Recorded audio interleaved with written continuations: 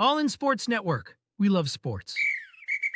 It is Friday, December 13th, and this is your daily fix for all things Texas Longhorns right here on All In Horns, brought to you by Rogue Sports Network. I'm Tanner Carlson along with Jake Jimerson. We've got a very fun episode for you today, everybody. We'll end this bye week, if you will, of sorts, before we start prepping for Clemson and the college football playoffs in Austin.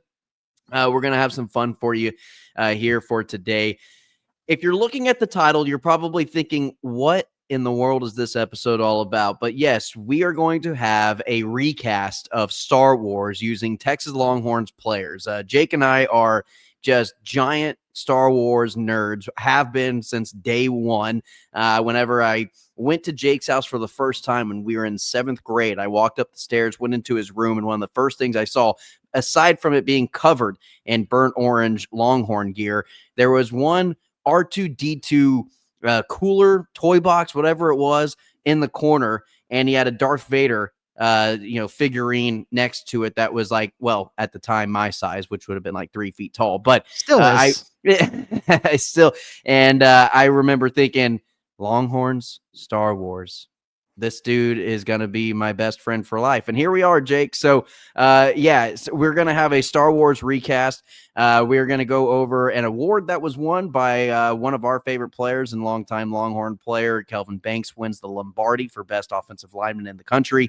And we're going to go down and see on an all-time list. It doesn't matter what sport. And we want you to join in the conversation as well. Please include it in the comments.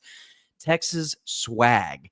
Who has the most swagger on the field, on the court, in the pool, in the rowing boat? I don't know. It could be anybody, but we've got some nominees for the most swagged out player in Texas athletics history, and we'll end the show there, and we'll talk some things. But this is just a fun, kind of.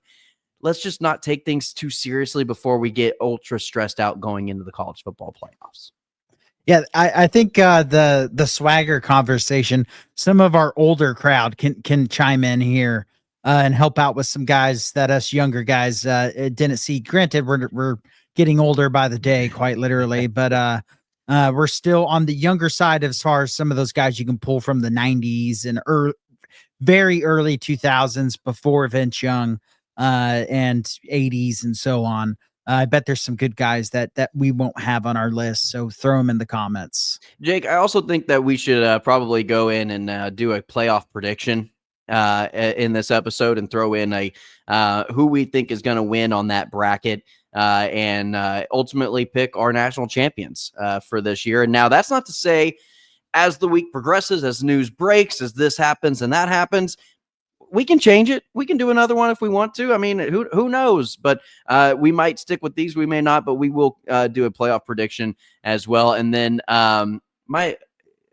before we log off, we might have a little Christmas wish list. If anybody can make some of these happen, that'd be great. But a Texas Longhorns Christmas wish list. But first, Jake, I know Kelvin Banks is not getting coal in his stocking this year because he has been a very nice player for his career at the Texas Longhorns, winning the Lombardi Award. The news broke as soon as we hit stopped record last night.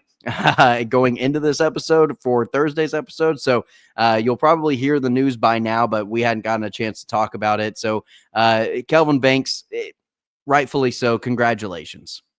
My GOAT of offensive linemen for Texas, which damn well might as well be my GOAT because of how I feel about the offensive line.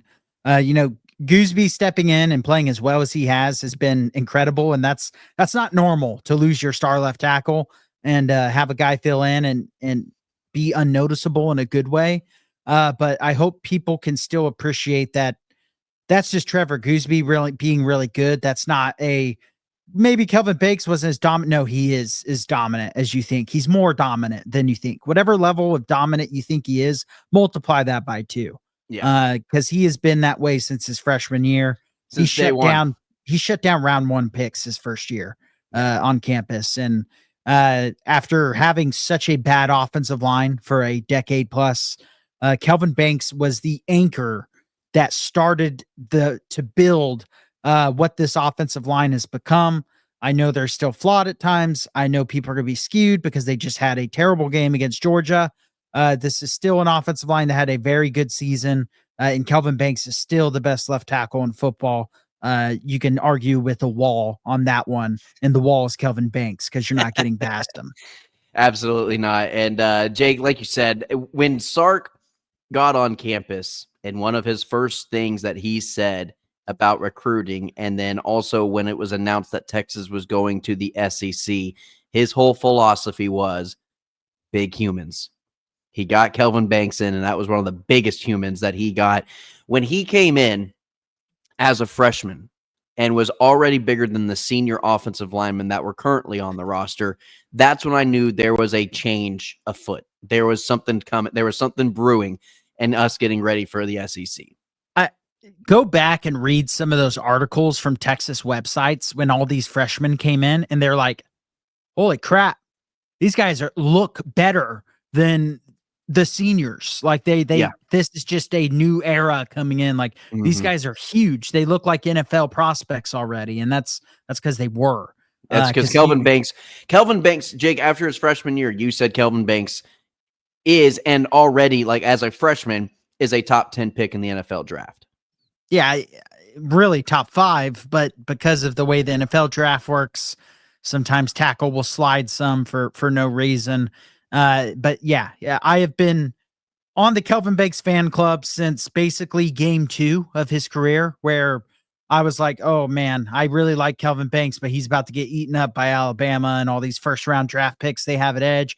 And then he gave up like 0 pressures in that game. And I was oh, this guy's incredible. He's a Heisman level offensive tackle, if that was possible. The dude went against Will Anderson in his second career game, and Dallas Turner on the other. Turner. They were switching off, trying to get success, and just got 0 success off that left side of the offensive line. He's given up like 1 sack his whole career. It's insane. It's insane. So, all right, we've done enough goo goo gaga over Kelvin Banks. Never done enough goo goo gaga over Kelvin Banks. I mean, you're not wrong, Jake. Let's go ahead and get into our fun segment today. Let's go ahead and get into our Star Wars recast. Bum, bum, bum, bum, bum. I don't want to get trademark issues by singing the rest of that song. So, Star Wars recast. As you can see there, we've got Steve Sarkisian. He will be playing the part of, I think, old Ben Kenobi. Are you thinking of a younger, Obi-Wan? I know Sark is younger as far as head coaches go, but the wisdom, the training, he is the old Obi-Wan Kenobi.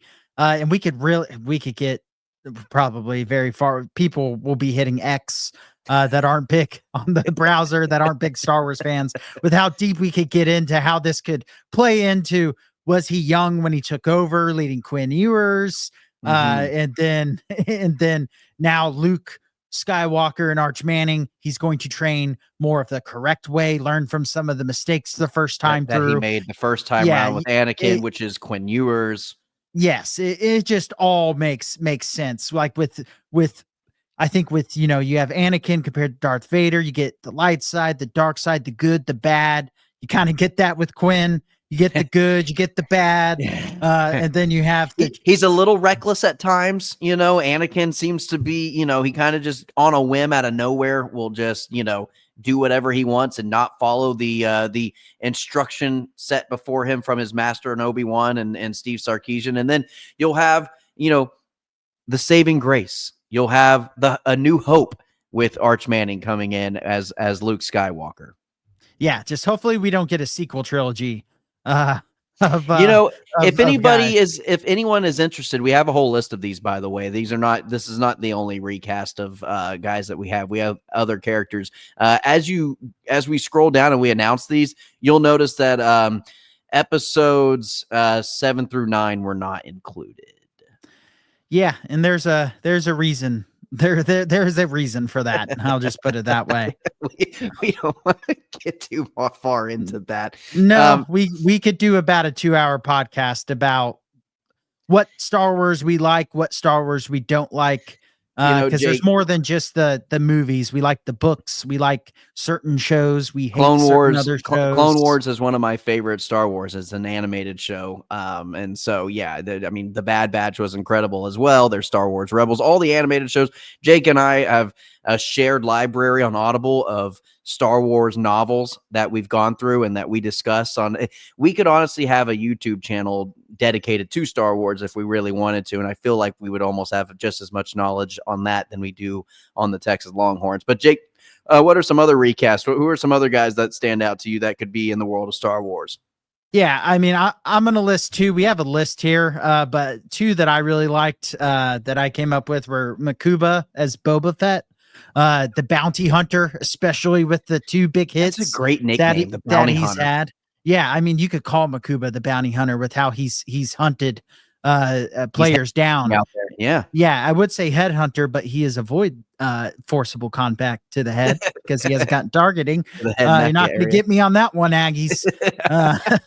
And then Ant Hill is as an inquisitor because he is hunting down the Jedi, which are the quarterbacks, and he is hunting them down because he gets a lot of sacks. He's always in the backfield making plays, and so it's kind of his job to hunt him down. He could become more than an inquisitor next year, which I think he will. But as of right now, I'm going to keep him at that inquisitor level. Jake, you had put this one down, but I put my own twist on it. But I know you wanted to kind of keep the defensive players as the dark side because they're just killers out there. But I've got Colin Simmons as Mace Windu. He's as strong as he is wise, in the words of Anakin Skywalker. And for how young he is powerful in the Force. And I think he taps into that dark side just enough to keep him on the good guy side, to keep that purple lightsaber, good. And so, I think Mace Windu is a good comparison, a good recast for Colin Simmons. And also, I think Gunnar Helm as our scoundrel, Han Solo, the captain of the Millennium Falcon with his buddy Chewbacca over there. I don't know who would we want as Chewie. Would it be like a Kelvin Banks, the protector, the blind side protector, always lined up? I think Kelvin Banks as Chewie kind of makes sense. You're not going to get past him. He's going to throw you down. He'll rip your arms off if he loses. Yeah, he's going to physically dominate you. I'm mad at myself for not thinking of that. You don't have to rat yourself out. But no, that I actually really like that one. Sometimes the tight end, if Gunnar Helm's going to be Han Solo, he's lined up next to the tackle, and Chewie. I think that they line up tight together. Ends and tackles have to double team all the time. Not so much in the Texas scheme, but they still do occasionally in the run game. Yeah. So I like that. Yeah. I like Michael Taff as Thrawn, and this is where we might start losing some audience because not everyone's going to be that aware of Thrawn because Thrawn's he's more in the Legends world is where he was created. If you are a Star Wars fan and you're like, I don't want to watch those animated kid shows, trust me, they're really good. They're some of the best Star Wars content. Rebels. Thrawn in live action made his live action debut this last year and I expect we'll see a lot more from him to come. But I like Thrawn for Michael Taff because he's not the most physical intimidating just because of the fact that, in the world of Star Wars, he's not a Jedi, he's not a Sith, but he still is very capable physically. And then he's just a mastermind, a genius. And that's what I think Taff is back there on the defense. Then to go away from the football field, Chris Del Conte is obviously Master Yoda. He's the one mastermind, making all the decisions, has the foresight, has the feel, has the finger on the pulse of all the programs. He's making all the decisions. So I think that one was probably the easiest one for me to do. And Jake, I've got a couple funny ones here for you. I think I'm going to go with Burt Auburn as a stormtrooper because his accuracy is he can't hit anything. So just as blind as a bat out there, it seems like. And so I'm going to put Burt Auburn as a stormtrooper with the amount of accuracy that we've seen from him this season. And I think Georgia is just the empire right now for Texas. It's just their enemy number one. If Texas was the Rebel Alliance, the only thing standing in their way is the empire in terms of, setting world peace and putting order back into the college football world. I'm just saying, it took 3 movies to take down the empire. We'll get into our college football playoff predictions, but Texas and Georgia could meet for a 3rd time this year. Hey, wait a second. Do we have a trilogy on our hands? And I think the leader of that empire, now, maybe you and I disagree on this one. I had Kirby Smart as Governor Tarkin, and he blows up on the Death Star. That's the only reason why, because I just want to see that whole ship blow up over there in Georgia. Or he could be the emperor. Yeah, Lord knows the Georgia. Oh, I lost Jake. Hopefully he comes back. I hope he comes back. He just disintegrated off into nowhere. I also have Malik Muhammad as Darth Maul. There he is. We lost you, buddy. My Chrome just decided to shut down. Sorry about that. So Georgia as a program as a whole, first off, they are just the hyperspace speed lanes. They are just going as fast as can be. Using they're the pod racers. They're the pod racers. There we go. That's a better one. They are the pod racers. Yeah, they're the pod racers. One. Sebulba. I mean, the other obvious one for Kirby Smart is just the Emperor. He's just evil. I hate him. I want that program to metaphorically die. Not wanting actually any bad things to happen to them, to be clear. But the worst thing I want them to happen to them is finally getting destroyed by Texas. Which hopefully I would love to see happen this year. The good guys always win at the end of the day. Good guys win. Lastly, Jake, I had Malik Muhammad as Darth Maul. He just is tall, lanky, super badass, and just there's no other reason for it because he's cool. Yeah, kind of forgotten about if you're just a fan of only the movies because he didn't get enough screen time in episode 1. If you've watched Clone Wars, he has a much bigger arc that really goes full circle. Another reason to watch the animated shows, but I think that's a good one because he gets forgotten about sometimes. He does. Just because he's so no good. One throws to his side. Yeah. Just like no one throws to Baron. Baron just gets the recognition because for some reason people try to test him a little more often, and he pretty much always picks it off. Yeah. All right, Jake. Well, that is going to do it for our Star Wars recast. That was fun, and again, I do think that we could probably. That was for us more than the listeners. If we have 0 viewers after that, I had fun with it, and that's all that really matters at the end of the day. Jake, let's go ahead and give our previews or our predictions for the college football playoffs. And let me go ahead and put this up here just to remind everybody what the college football playoff bracket looks like this year. Jake, let's go ahead, give our first round game of winners and losers from that first round. I've got Texas beating Clemson. I've got Ohio State beating Tennessee, I believe. Let me double check here if I got this right. I have Indiana beating Notre Dame, and I've got Penn State beating SMU. You're the number one Notre Dame hater. You do not let them change your mind on them. They're gonna have to prove me right eventually. Yeah, I mean, I do think they're not necessarily. They could just win the whole damn thing. They could if they win the whole damn thing. I will be the only one on the planet that has picked them to almost lose every single week. Yeah. I mean, you might have picked them to lose to Purdue, who didn't win anything this year. So I differ with you on a couple of these picks. Yeah. I have UT Junior beating Ohio State. I have the real UT taking down Clemson. I have Notre Dame taking down Indiana. I think they're just a more physical football team, and Indiana won't be able to handle that. And then I do have Penn State taking down SMU. Though I don't have that game. I kind of wanted to pick SMU, but I'm just not a big believer in SMU. People talk about Texas playing a weak schedule. SMU played a weak schedule.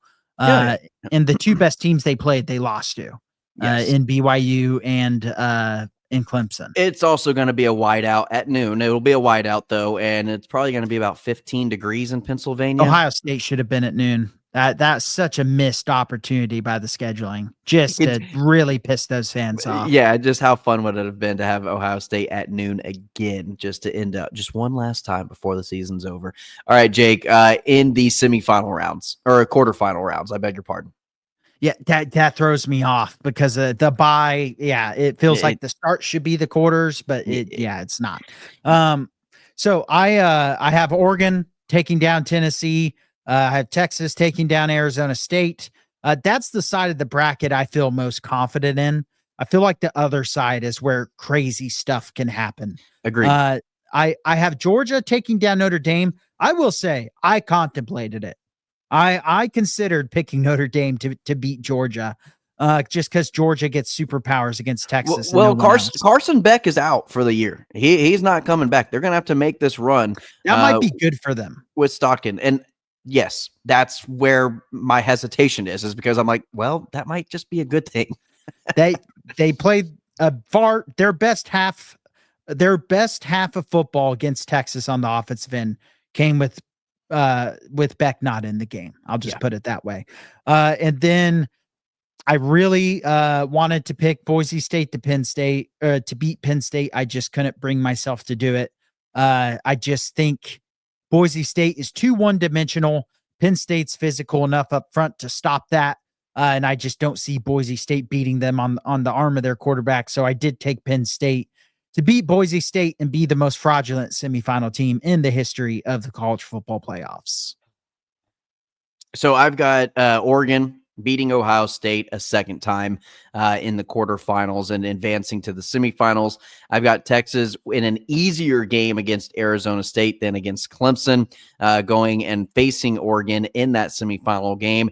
And then I've got Georgia beating Indiana going into the semifinals, and I've got Penn State beating Boise State for essentially all the reasons why you said. But I do think Georgia this is a program. This is where programs start taking over. This is where, at this late stage, regardless if you've got a backup quarterback who's a 5-star, but the dude's experienced in the system. He knows the system. It's not like he's some true freshman coming in that's never had to play it before. And so he knows the system. These guys trust him. There was a story that came out that one of the wide receivers for Georgia said, look, if you trust yourself as much as I trust you, we're going to win this game against Texas. And these guys will galvanize around him, and they're going to rally around the kid. And I don't think Georgia really is going to miss a beat with Carson Beck not playing quarterback. Like we've mentioned before, they might be better off without him. So anyway, that's kind of my thoughts on Georgia. I think they're going to go on into the semifinals as one of the final 4 teams with Georgia, Penn State, Oregon, and Texas. Sometimes when a backup quarterback comes in, it simplifies the play calling. Mm-hmm. When an offensive coordinator's overthinking things, and with him having that dual threat ability, and now time to prep and be ready to play, I think Georgia will come out more than prepared. Jake, can I say, can I go back and preface that if it's not Indiana, I do think one of the higher seeds wins. One of the road teams will win in the first round. I don't know who it is. I just think one of the road games will, and it's more than likely going to be Tennessee in terms of like favoritism. But I do think could win that game. I mean, if they play well, I really do think that we're not going to come out with it just being chalk. I don't think that's how this playoff is going to work. I mean, I agree with that sentiment. I mean, I picked one of the road teams to win, but I was pretty close to picking SMU. I flirted with the idea of Indiana. Texas Clemson is as of right now. This could change next week. Is currently the one I'm most confident in of all those games. So for the semifinal games, I have Texas beating Oregon. We have the same Final Four, I believe. Oregon, Texas, Georgia, Penn State. Yes, we do. We differ in the first round, and then we kind of join back together for the semifinals. Yep. So I have Texas beating Oregon. The biggest reason I ended up doing this is I don't believe in Oregon's defense.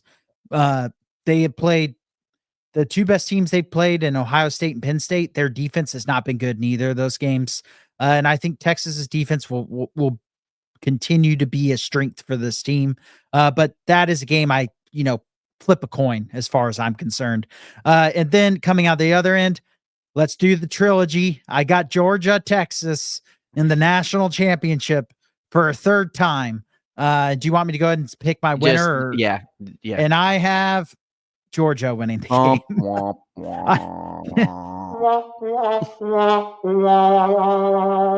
Yeah, I really wanted to just pick Texas, but I Until proven picked otherwise. Georgia to win the second game because I said I think Georgia is a just horrific matchup for Texas, and until I see otherwise, I will pick Georgia.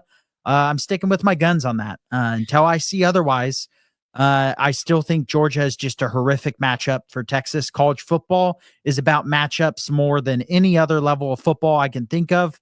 And I think that will hold true a third time in another really close game that might go to overtime again. And Jake, I will take Oregon beating Texas in my Final Four and taking on Georgia, who will beat Penn State. They will meet in the national championship, and I have Oregon coming out on top over Georgia. I think that the Cinderella, I think there will be enough on the backup quarterback, enough on the Georgia offense at that point in time in a big time national championship game where just the talent on the field is going to take over, and Oregon, the better quarterback is going to win. Now that typically applies more so for the NFL than it does in college football. That is 100% true. I'm not saying that rule applies in this situation, but I think for Oregon, if they trip up, it will be in the second or third round. I think if they get to the national championship, I think they close it out. The funny thing is, let's say I pick Oregon to beat Texas, because like I said, that game's coin flip, I'd have Oregon beating Georgia. Right. Because I just said college football is all about matchups. Oregon matches up against Georgia better than Texas does. Yes, but I think Texas matches up against Oregon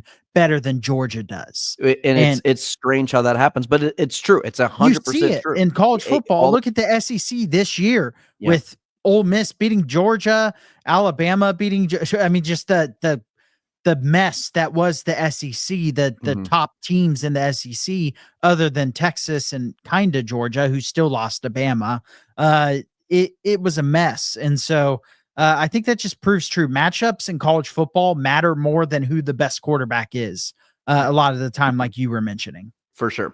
All right, Jake, that is our predictions. You have the Georgia Bulldogs beating the Texas Longhorns in the national championship. I have the Oregon Ducks beating the Georgia Bulldogs in the national championship, which is odd because I believe at the beginning of the season, Jake, you had Oregon as your preseason prediction, and they're in a perfect opportunity as the 1 seed going into the playoffs to prove that prediction correct.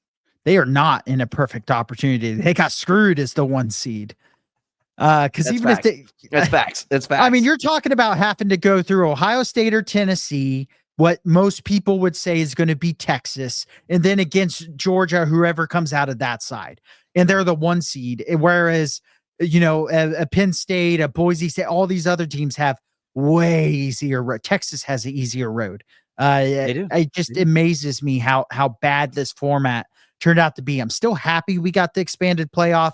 But the format has been exposed as far as needing changes desperately because a 1 seed should not be in the situation that Oregon is in. All right, Jake, let's go ahead and flip the conversation. We'll put a bow on that one. We'll put a pin in it, actually, because we'll probably revisit those predictions at some point next week. But Texas swagger, these players with the most swagger in all time Texas players. Jake, you go ahead and give your first player. Yeah, I feel bad seeing you made a graphic because I changed one of mine last second. Oh, that's too bad. That's too bad. Hey, that's okay. These are just examples. These aren't the exact players that we're going with. So I switched the middle one, the Manning one, because I already listed him yesterday. I was like, and I had all football guys. I wanted to switch it up a little. Okay. All right. I'm just gonna run through my 3. My first is Agent Zero. Look at those wristbands. Like a creative player from NCAA 14. I love it. Yeah, and please just heal from this horrific injury he just had. I feel sick. He's the only thing I would tune in and watch a Cowboys game for right now. And then he gets hurt again when he was playing terrific. But he's got a ton of swag. He wore 50,000 armbands And just the way he plays has swagger with the Yeah. speed, Yeah. just wanting to take a head off. He's a bounty hunter. That has something to do with this list. It's not just you look cool, which that You is got a to be a good factor. player. You have to be able to play with some swagger. My second one is going to be Ivan Melendez, the Hispanic Titanic. One of the greatest nicknames of all time in Texas sports. Every time he went to the plate, you thought it was going to be a bomb, and to be fair, it was a bomb most of the time. Watching that team, that was the best team that David Pierce had. That was the deepest run that any of his teams made, and that was largely on the back of that slugger, who was just so fun to watch. He was fun. That's the most college baseball I've watched in my life. Was that team? Yeah, and it was mostly because of Melendez. Yeah, I mean Melendez was the one that, like, he went to the plate, you stopped what you were doing, and you watched it, and he was clutch. Even if that meant burning your eggs a little bit on the stove, you just sat there and you watched, and you went and made sure you knew what he was doing at the plate. And all you need for swag is a nickname that is the Hispanic Titanic. 100%. Just like Agent Zero for DeMarvion Overshone. And then when you don't need a nickname is when you're Vince Young. I don't think I need to expand on this. That picture is one of the most historic moments and just visuals in college football history, is him standing at the Rose Bowl screaming, and it's an iconic photo, and that was the cover of Sports Illustrated. And I think if you got that edition of Sports Illustrated, you probably got it framed somewhere, but it's one of the most iconic and most notable and recognizable photos ever taken in college football. And the year before, saying we'll be back at the Rose Bowl, that's swag. Coming back and then winning what is largely still considered the greatest national championship game in the history of college football, in a game where there was just probably 40-something NFL players on the field, at least. And so, I think Vince Young speaks for himself on this list. And Jake, is there anything more demoralizing than when a quarterback runs 30 yards on you, pump fakes 30 yards down the field, you get him to jump, and then you continue to run for a touchdown, and then he turns around and he pats you on the head and gives you a little tap on the butt. He's like, good job, guy. You played really good defense. There's nothing more demoralizing. And Vince Young was one of the best whenever it came to just like giving the defense props after he just destroyed them on a play. I would always be like, he's always like patting him on the head and saying good job and stuff. How many times did he make the cameraman just go, just freaking veer over to the left thinking he passed it? And then all of a sudden the camera jerks back and it's just Vince Young running down the sideline. Yeah. He had one against Oklahoma State when they were down by like 28 at half, and that started the comeback on like a 70-yard touchdown run or something like that, where he did that. But yeah, Vince Young had swagger in every name of the word that is the word swagger. Without a doubt. Jake, I'm going to start my list off with TJ Ford, man. You got to love the OG early 2000s, baggy pants, baggy jersey, just bring them back. Cornrows. Oh, please bring back the baggy clothes, man. That was just a different era. I call it the Allen Iverson era. I think he kind of set that off in terms of wearing the baggy shorts and the headband and the wristbands and, the cornrows, and just what a great look for basketball as a whole. And now they've got their shorts hiked up almost past their growing. And it's just like, come on, guys, what are we doing here? Like, get back to the OG stuff, the street baller look. And so TJ Ford on the basketball court leading the team to the and led Texas to their only Final Four. Again, you can't have swagger and not have success to make this list. You got to have on-field, on-court success. Lastly, but next, I got to go with Meatloaf over there in the middle right there. Big T-Pain, as Brian Baldinger likes to call him, Devondre Sweat. When you've got a chain the size of your chest, and the size of your chest is probably the size of, the Grand Canyon, you got some major swag with the turtleneck, the flow, and again, changed the outlook of what this Texas defense could be going into this season, saying we're SEC ready with big boys like Devondre Sweat, also doing pretty good in the NFL for his rookie season. So, and then lastly, as a running back, you're going to tell me Earl Campbell with the single bar face mask down the middle, just running at you like a bull. You're with the rip away jerseys. Yeah, dude, that's terrifying. I'm not going up against that. The dude had a neck roll at running back and a full cage face mask.